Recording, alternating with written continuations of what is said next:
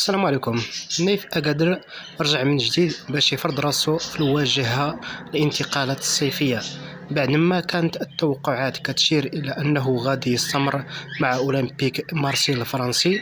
مستقبل المدافع المغربي واللي النقاش دخل النادي خصوصا من بعد تغييرات كبيرة اللي عرفها الفريق، بداية أولا بمغادرة المدير الرياضي ثم بإقالة المدرب ووصول مدرب جديد لقيادة الفريق.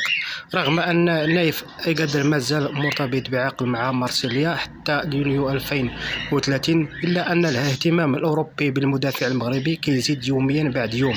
حسب واحد التقرير إعلامي من مدينة مرسيل وعلى رأسه واحد الصفيحة، فعدد من الأندية الأوروبية دخلت على الخط وبداو كيراقبوا وضعية اللعب، مع الاهتمام على خلال إدارة مارسيليا كتعاود درس المستقبل نايف أكادر، خصوصا مع إمكانية توصل النادي بعروض مهمة خلال الفترة المقبلة.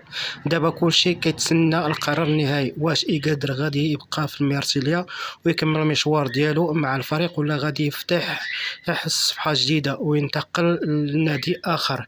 المدافع المغربي كيبقى من الأسماء المطلوبة في السوق الأوروبية لفضل القوة ديالو والدفاعات والتركيز الكبير في قراءة اللعب، بإضافة إلى التفوق ديالو في الالتحامات والكروية والهوائية، ويقدر على إخراج الكرة وبناء هجمات من الخلف. لكن من جهة أخرى كانت الإصابة ضربات قوية لطموحات نادي إكريف بعدما حرمته من المشاركة مع المنتخب الوطني المغربي في نهاية كأس العالم 2026.